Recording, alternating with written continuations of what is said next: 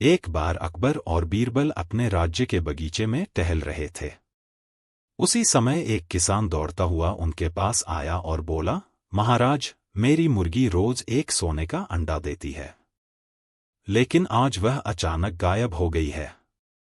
अकबर ने सोचा कि यह एक गंभीर मामला है, तो उन्होंने बीरबल से इसे सुलझाने के लिए कहा। बीरबल ने किसान से पूछा, तुम्हारी मुर्गी आखिरी बार कहाँ देखी गई थी? किसान ने जवाब दिया, महल के पास के खेत में, जनाब। बीरबल ने कुछ सोचा और फिर अकबर से कहा, जहांपनाह, हमें महल के सभी नौकरों को बुलाकर पूछताछ करनी चाहिए। हो सकता है किसी ने उसे देखा हो। अकबर ने आदेश दिया और सारे नौकरों को बुलाया गया। बीरबल ने एक एक करके सभी से सवाल पूछे। अचानक एक नौकर ने घबराते हुए कहा, मैंने कुछ नहीं किया। मैं तो बस खेत के पास से गुजर रहा था। बीरबल को शक हुआ और उसने मुस्कुराते हुए कहा, तो फिर तुम ही वो हो जिसने मुर्गी को गायब किया है। नौकर डरते हुए मान गया कि उसने ही मुर्गी को पकड़ लिया था, लेकिन सोचा कि अगर उसे छोड़ेगा तो कहीं सोने का अंडा देने वाली मुर्गी उसकी हो जाएगी। अकबर ने हंसते हुए कहा, बीरबल, तुमने सच में समझदारी से इस मामले को सुलझाया। बीरबल ने मजाकिया अंदाज में कहा, जहांपनाह, सोने के अंडे वाली मुर्गी की चोरी कोई छोटी बात नहीं। और इस तरह बीरबल की समझदारी से सोने का अंडा देने वाली मुर्गी किसान को वापस मिल गई और सबने चैन की सांस ली। अकबर, बीरबल और जादुई मंदिर की कहानी एक मजेदार और सीख देने वाली कथा है। एक दिन अकबर के दरबार में एक साधु आया और उसने अकबर से कहा, महाराज, मैंने एक ऐसा मंदिर देखा है जो जादुई शक्तियों से भरा हुआ है। जो भी वहां जाता है उसकी हर इच्छा पूरी हो जाती है। अगर आप चाहें तो मैं आपको वहां ले जा सकता हूं। अकबर इस जादुई मंदिर की बात सुनकर उत्साहित हो गए और तुरंत साधु से कहा, मुझे उस जादुई मंदिर में ले चलो। साधु ने कहा, महाराज, यह मंदिर दूर एक पहाड़ी पर है और वहां जाना आसान नहीं है, लेकिन अगर आप सचमुच वहां जाना चाहते हैं तो मैं आपको लेकर चलूंगा। अकबर ने तुरंत अपने दरबारियों से कहा कि वे सब उनके साथ चले। बीरबल भी साथ चलने को तैयार हो गया।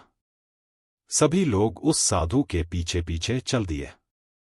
कई घंटों की यात्रा के बाद साधु ने एक सुनसान जगह की ओर इशारा किया और कहा, महाराज, यह वही जादुई मंदिर है। यहां अगर आप अपनी आंखें बंद कर अपनी कोई भी इच्छा मन में मांगेंगे तो वह पूरी हो जाएगी।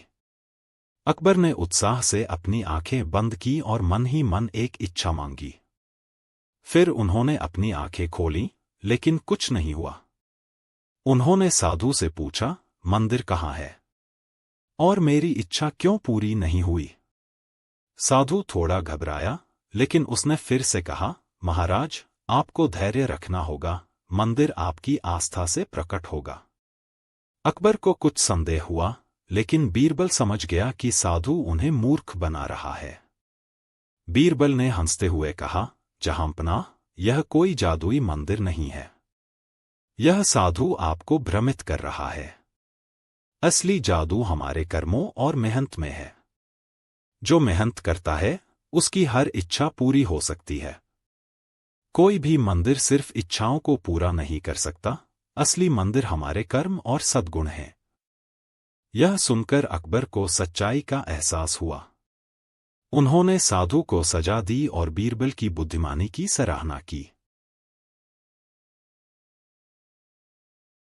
अकबर, बीरबल और सोने की चिड़िया की कहानी बहुत मजेदार और सीख देने वाली है। एक दिन बादशाह अकबर अपने दरबार में बैठे थे और अचानक उनके मन में एक सवाल आया। उन्होंने अपने दरबारियों से पूछा, क्या कोई बता सकता है कि इस दुनिया में सबसे कीमती चीज क्या है? दरबारियों ने अलग अलग उत्तर दिए। किसी ने कहा हीरे जवाहरात, किसी ने कहा सोना चांदी, लेकिन अकबर संतुष्ट नहीं हुए। फिर उन्होंने बीरबल से पूछा, बीरबल, तुम बताओ कि दुनिया में सबसे कीमती चीज क्या है? बीरबल हमेशा की तरह मुस्कुराए और बोले, जहांपनाह, सबसे कीमती चीज तो ज्ञान है, लेकिन अगर मैं आपको सोने की चिड़िया दिखाऊं तो आप क्या देंगे? अकबर चौंक गए और बोले, अगर तुम मुझे सोने की चिड़िया दिखा सको तो मैं तुम्हें आधा राज्य दे दूंगा। बीरबल ने कहा, ठीक है, कल सुबह मैं आपको सोने की चिड़िया दिखाऊंगा। अगले दिन बीरबल अकबर को एक बाग में ले गए और एक पेड़ की ओर इशारा किया, जहां एक साधारण चिड़िया बैठी थी। अकबर ने गुस्से से कहा, बीरबल, ये तो साधारण चिड़िया है, सोने की नहीं। बीरबल ने हंसते हुए जवाब दिया, जहांपनाह, यही चिड़िया सबसे कीमती है। अगर हम इसकी कद्र करें और इसे बचाएं तो यह सोने से भी ज्यादा कीमती है। लेकिन अगर हम इसे नष्ट कर देंगे तो सोने की कोई कीमत नहीं बचेगी। यह चिड़िया ही हमारी धरती, हमारी प्रकृति का प्रतीक है। अकबर बीरबल की समझदारी से प्रभावित हुए और उन्होंने मान लिया कि सच में प्रकृति और उसका संरक्षण ही सबसे कीमती है, और यह किसी भी सोने चांदी से बढ़कर है। इस तरह बीरबल ने अकबर को न सिर्फ एक महत्वपूर्ण शिक्षा दी, बल्कि यह भी बताया कि असली धन प्राकृतिक संसाधनों और ज्ञान में है।